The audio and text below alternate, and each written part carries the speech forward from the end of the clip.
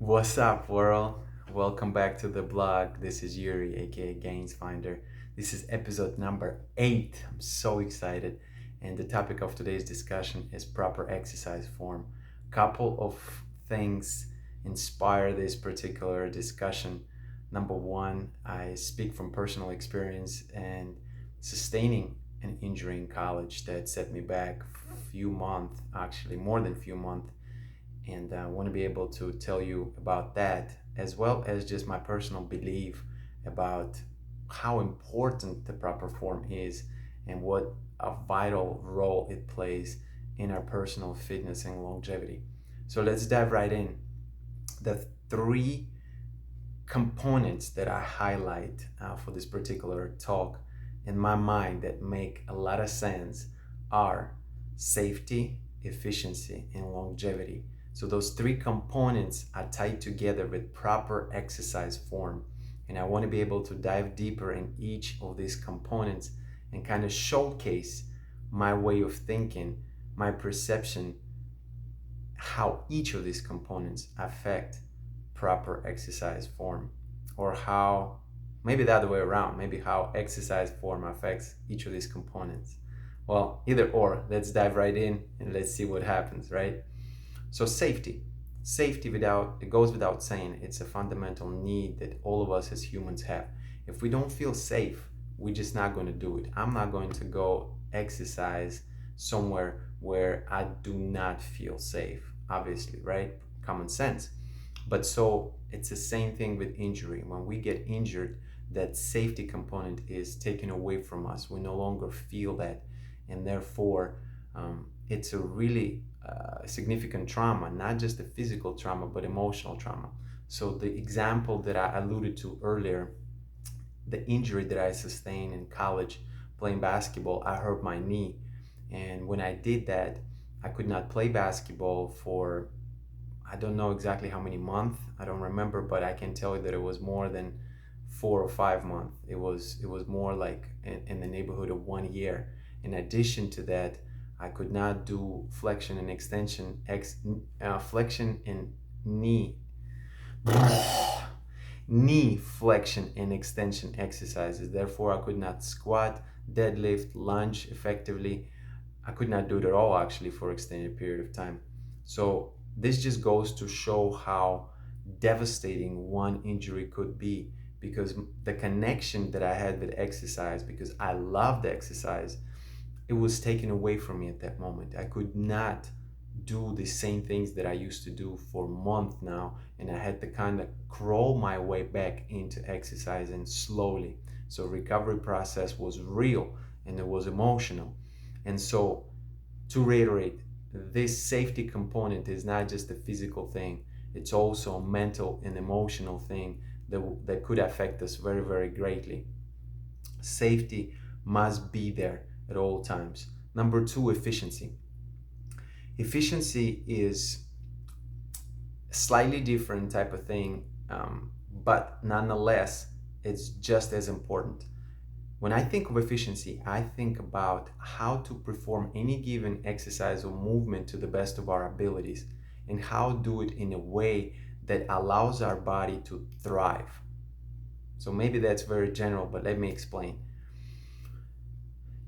When you see someone doing an exercise, even if you are not an expert and if you don't know how this exercise should be done correctly, you most likely able to tell whether this person is moving well or not moving well. Most of us are able to recognize restricted movement versus a free and effective movement. So as we continue on within our own fitness journey, what's really important to understand and a knowledge to gain is how to do these exercises efficiently. So the example could be, let's use a deadlift as an example. When I'm lifting a loaded bar, I need to be able to activate my glutes, my hamstrings, my low back, my forearms, my core, just to name a few areas of the body. And I need to be able to adjust to the bar. bar needs to be able to move at a certain trajectory, and my body needs to be able to move in a certain manner in order to execute the movement in a timely and effective manner. So when, on the other hand, so let's assume that we can fulfill this checklist, this hypothetical checklist that I just provided. On the other hand, let's create a bad checklist, a checklist when our back is not activated, where we're not utilizing our hamstrings, and where our knees are being impacted as a joint versus muscles around the knee, right? So right away you can tell, let's assume somebody's back is rounding. Let's assume that we cannot get a hold of the bar, and we move the bar not in the straight vertical line, but we rather reaching forward and wasting efficiency. We're bringing the bar, moving the bar side to side, or rather forward and back in order to complete the movement. Well, we are wasting a lot of energy, and we are putting our body in danger, because clearly we, in this particular instance, in the second example, we are wasting energy and we don't have proper alignment. So alignment is a big thing, actually. When I say alignment, each exercise, every exercise has what I call an optimal alignment. So for instance, let's use another example that may be a little bit easier. Squats. When we're squatting, our knee need to be aligned just over our toes. It's not a good practice to have our knees on the inside. Some people, some weightlifters and some athletes have the knees on the outside when they lift. It's different, so it's not to say that it's not a good thing. When you're an expert, you can start experimenting with those things. But in general, actually, if you watch infants squatting with their knees aligned to their toes pretty well. So that tells us that this is sort of the way that nature wanted us to squat. And so when we align our knee to our toes in that way, what we're doing essentially, we're telling our body, okay, you're going to not process force, but absorb force of this movement in a certain way. You're going to ensure that the quadricep muscle, the hamstring muscle, calf muscle, glutes, our hips, our knee, our ankle joints, all working together in unison or contributing, and they do so safely. Now think about it. I mean, this is just an alignment. This is just the knee alignment, right? And so if you have a different knee alignment, those things may be affected. And that's why it's so important. It's so important to understand and start practicing the proper alignment so your body can produce force in a proper way, efficiently. So all the muscles not just activated, but also relaxed when it needs to be. One of the most impressive things about athletes, elite athletes, they know not only how to contract their muscles effectively and quickly, but they know how to relax other muscle groups just as effectively and quickly. So this is an incredible skill. I believe that in order for us to get to that point, to know how to contract and relax muscles effectively, we need to get to the right positions first and be practitioners of these exercises. Spend some time to really connect with the movement first. And once we do that, then we have capacity to go to the next level, which means really become even more efficient and more effective with our movement, just like elite athletes are. What else we have? Obviously, it's longevity. Longevity, I don't know about you, but I want to enjoy movement and enjoy activity and just be able, really be able when I'm older.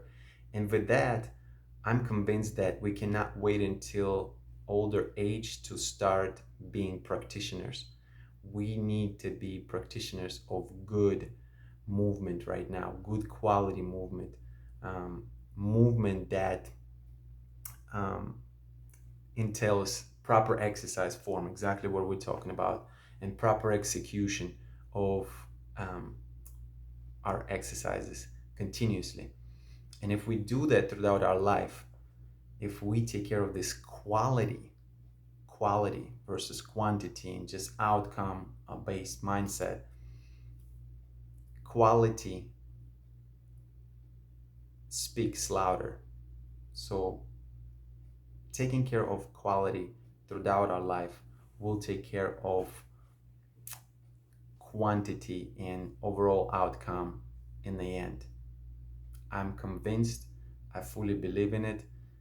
Think about doing one great squat versus three mediocre squats.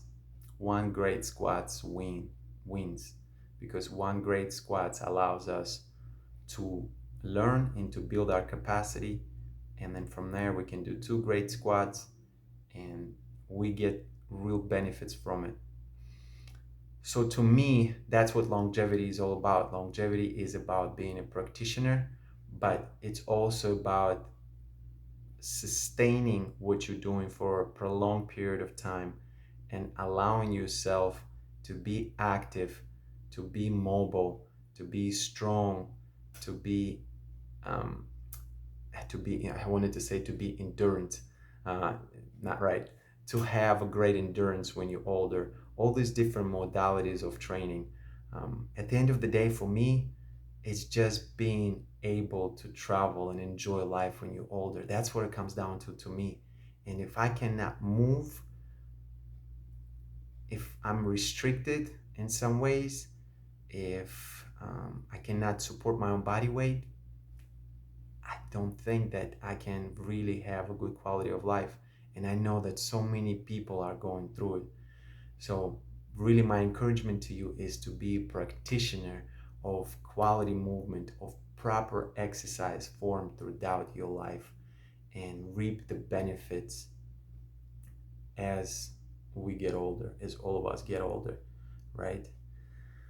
These are a couple of my thoughts that I wanted to share with you today. I hope that this is useful. I hope that we can have a continuous discussion about this fascinating topic. I absolutely love talking about this. I certainly would love to hear your ideas about future videos, what you would deem interesting and fascinating to hear about, and continue to really make each other better. I'm in it to learn. By no means I know it all. I'm just doing this blogs to have a discussion, to open a dialogue, and to really invite more people to have this discussion, because ultimately we're all learning. Life is a journey, a lifelong um, trip, so to speak, and knowledge is an incredible part of this journey. So I'm super excited, and I hope that you have a wonderful day, wonderful weekend. Let's connect. Would love to hear your thoughts. As always, be well, be healthy, be strong, and never stop learning, my friends.